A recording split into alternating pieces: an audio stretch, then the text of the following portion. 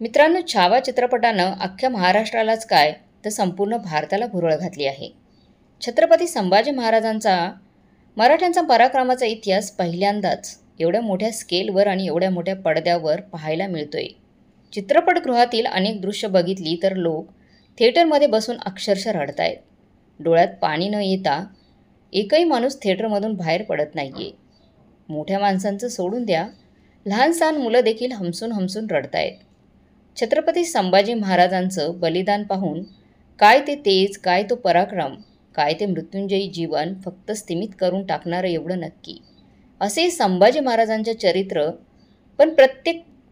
पण चित्रपट पाहणाऱ्या अनेक लोकांना आता इतिहासातील प्रश्न देखील पडायला लागलेत. संभाजी महाराजांशी आणि एक प्रकारे महाराष्ट्राशी विश्वासघात करणाऱ्या शिर्के बंधूंचं पुढे काय झालं, असा प्रश्न अनेक लोकांना पडलाय आणि ते लोक आम्हाला आता प्रश्न विचारतायत. या प्रश्नाचं उत्तर इंटरनेटवर तुकड्या तुकड्यांच्या स्वरूपात मिळतं. पण आजच्या व्हिडिओमध्ये मित्रांनो, आज या दगाबाजीचा इतिहास सगळ्यांच्या समोर मांडणं गरजेचं आहे. तर चला पाहूया शिर्के बंधूंचं पुढे काय झालं. सर्वात पहिलं आणि महत्त्वाचा प्रश्न म्हणजे या शिर्केंचं आणि संभाजी महाराजांचं किंवा शिवाजी महाराजांचं यांचं नातं कसं होतं ते तुम्हाला सांगते. छत्रपती शिवाजी महाराजांच्या 6 मुली होत्या.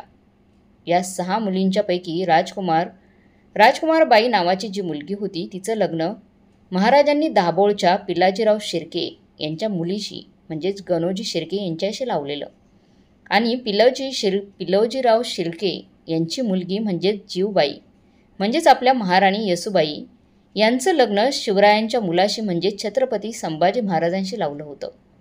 म्हणजे एक प्रकारचं साटलोटं म्हणतात तसं लग्न होतं.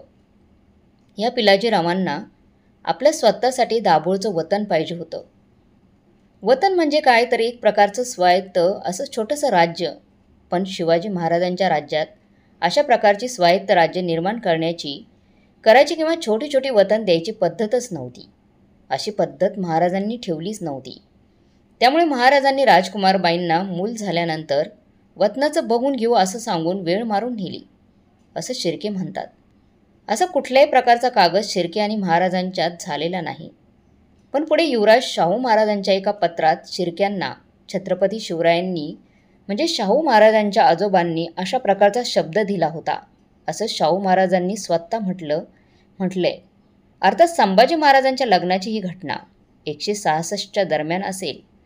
आता पुढे जेव्हा छत्रपती संभाजी महाराजांनी महाराणी सोयराबाई आणि अनाजी पंत आणि मोरोपंत यांच्या विरोधात उघडून जेव्हा संपूर्ण राज्य आपल्या ताब्यात घेतलं त्यावेळी पिलाजीराव शिर्के यांनी आपल्या पुत्रासह म्हणजे गणोजी शिर्के आणि इतर परिवारासह संभाजी महाराजांना मदत केली होती. त्यानंतर 1682ला राज्य स्थिर स्थावर झाल्यावर ही शिर्के मंडळी महाराजांकडे दाभोळचं वतन मागू लागली. ही गोष्ट आपण चित्रपटात देखील बघितली असेल. हा वतनासाठीचा हट्ट तसाच राहिला. पण 1682 सालीच गणोजी शिर्के आणि कान्होजी शिर्के यांच्यापैकी कान्होजी मोगलांना सामील झाले. पण गणोजी अजून देखील संभाजी महाराजांच्याच बाजूने होते. पण अर्थात या दोघांच्यातलं नातं पाहता गणोजी शिर्के कोणत्या कारणासाठी संभाजी महाराजांकडे थांबले असतील याचा अंदाज येतो. चिटणीस प्रक्रियेत असलेल्या माहितीनुसार संभाजी महाराजांना हटवून त्यांच्या जागी लहान असलेल्या युवराज शाहूंना बसवायचं कारस्थान गणोजी आणि कान्होजी शिर्के करत होते. हे संभाजी महाराजांना कळाल्यानंतर महाराजांनी शिर्के यांच्यावर हल्ला करून त्यांचं शिरकाण केलं. यात शिर्के परिवारातील अनेक लोक मारले गेले, त्यांची घरे जळाली गेली. या सगळ्याला कवी कलश जबाबदार आहेत असं शिर्क्यांना वाटायचं. म्हणून शिर्के आणि कवी कलश यांच्यात उघड वाद सुरू झाला, ज्यामध्ये संभाजी महाराजांनी कवी कलश यांची बाजू घेतली. म्हणून शिर्के उघडपणे मोगलांना सामील झाले आणि त्यांनी संभाजी महाराजांवर राग धरला. जयदेव शकावलीतल्या नोंदीनुसार शके कवी कलश याचबरी शिर्के पारखे झाले. कवी कलश हा पळून खिलिनियावर गेला. तेच मासी संभाजीराजे रायगडाहून कलशास मदतीस आले. समागमे स्वारी सिरखियास युद्ध मारुनी त्यास पळवणी खळनियास आले. इथं खळणं म्हणजे विशाळगड असं लक्षात घ्या. मग गणोजी आणि कान्होजी यांनी उघडपणे संभाजी महाराजांच्या विरोधात जाऊन मुकरब खानला आंबाघाटाची वाट दाखवली आणि खानाला संगमेश्वरच्या महाराजांच्या वाड्यापर्यंत पोहोचवलं. संभाजी महाराज त्यानंतर कैदेत पडले. पुढे संभाजी महाराजांची औरंगजेबाने हत्या केली आणि गणोजी आणि कान्होजी या दोघांना मोगलांकडे 5,000 मनसब्बदारी मिळाली. पुढच्या संपूर्ण काळात अनेक लोक अनेक गोष्टी सांगत असले तरी हा शिर्के परिवार संपूर्ण स्वातंत्र्य युद्धाच्या काळात शेवटपर्यंत मुघलांच्याच बाजूने होता. डिसेंबर 1697 जुल्फिकार खाननं राजाराम महाराजांना दक्षिणेतल्या जिंजीच्या किल्ल्यावर जबरदस्त कोंडीत पकडलं होतं. त्यावेळी जुल्फिकार खानाच्या सैन्यात गणोजी शिर्के स्वतः होते. खंडो बल्लाळ जे संभाजी महाराजांचे आणि पुढे राजाराम महाराजांचे देखील अत्यंत निष्ठावंत सेवक होते, ते खंडो बल्लाळ या गणोजींकडे गेले आणि त्यांनी गणोजींना विनंती केली की राजाराम महाराजांना आणि त्यांच्या परिवाराला म्हणजे राणी ताराबाई यांना जिंजीच्या किल्ल्यावरून बाहेर पडण्यास वाट द्यावी. त्यावेळी सुद्धा या गणोजींनी वतनाचाच हट्ट केला. राजाराम महाराजांनी महाराष्ट्रात वतनाची परंपरा सुरू केली होतीच, त्यामुळे दाभोळचं वतन राजाराम महाराजांनी खंडो बल्लाळ याला दिलं होतं. खंडो बल्लाळ मग गणोजींना म्हणाले की मी माझं वतन तुला देतो, पण यावेळी राजाराम महाराजांना जिंजीच्या किल्ल्यातून बाहेर पडायला मदत कर. अखेर दाभोळचं वतन मिळालेल्या गणोजी शिर्केने राजाराम महाराजांना जिंजी किल्ल्यावरून वाट करून दिली आणि राजाराम महाराज सही सलामत महाराष्ट्रात पोहोचले.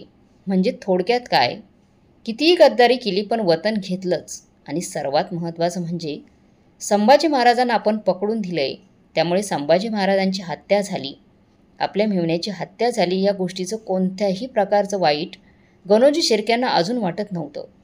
ते शेवटपर्यंत वतनासाठीच अडले होते. तेवढंच करून ते थांबले नाहीत, तर त्यांनी आपल्या पाहुण्यांसाठी रत्नागिरीजवळच कुटीर हे गाव इनाम करून घेतलं. तर भोर तालुक्यातील 3 गाव आणि रत्नागिरी जिल्ह्यातील आणखी 5 गाव स्वतःसाठी इनाम करून घेतली. राजाराम महाराजांकडून मार्च 1701च्या मुघल दरबाराच्या एका बातमीपत्रात कान्होजी शिर्के आणि गणोजी शिर्के यांनी औरंगजेबाची भेट घेतल्याचा उल्लेख आढळतोय.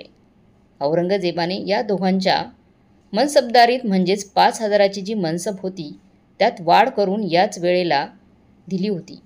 पुढे या गणोजी शिर्केचा इतिहासाच्या पानात कोणताही उल्लेख आढळत नाही. त्यामुळे कदाचित 1701 नंतर गणोजी शिर्के यांचा नैसर्गिक मृत्यू झाला असावा, कारण त्याच्यानंतर पुढे अनेक शिर्के घराण्यातल्या लोकांचा उल्लेख इतिहासात आढळतो. पुन्हा जेव्हा या मराठ्यांचं स्वातंत्र्य युद्ध संपलं, मराठी या युद्धात विजयी झाले, औरंगजेब मेला, महाराष्ट्रात शाहू महाराजांचं राज्य स्थिर स्थावर झालं, तेव्हा ही शिर्के घराणं पुन्हा मराठ्यांच्या बाजूला आलं आणि पुन्हा त्यांनी आपल्याला पाहिलं तसं वतन शाहू महाराजांकडून करून घेतलं. म्हणजे हा खरा शिर्के घराण्याचा इतिहास आहे आणि तो आपण बदलू शकत नाही. कान्होजी आणि गणोजी शिर्केचं म्हणाल तर ते शेवटपर्यंत मुघलांच्या बाजूनीच राहिले आणि याबद्दल त्यांना कोणत्याही प्रकारचा पश्चाताप शेवटपर्यंत झाला नव्हता. तर मग मित्रांनो, ही शिर्क्या बंधूंचा हा इतिहास तुम्हाला कसा वाटला, ह्या व्हिडिओतून माध्यमातून मी सांगण्याचा प्रयत्न केला आहे. तो तुम्हाला कसा वाटला कमेंट करून नक्की कळवा. आणि तुमच्या या कमेंट्समुळेच आम्हाला एक प्रकारची नवीन प्रेरणा मिळते. नवीन कोणते कोणते विषय आम्ही करावेत या संबंधीच्या गोष्टी आम्हाला समजतात. तेव्हा कमेंट करून आम्हाला जरूर सांगा. व्हिडिओ आवडला असेल तर व्हिडिओला लाईक करा आणि मित्रांच्याबरोबर नातेवाईकांबरोबर शेअर करा. पुन्हा भेटू पुढच्या व्हिडिओमध्ये. तोपर्यंत पाहत रहा. धन्यवाद.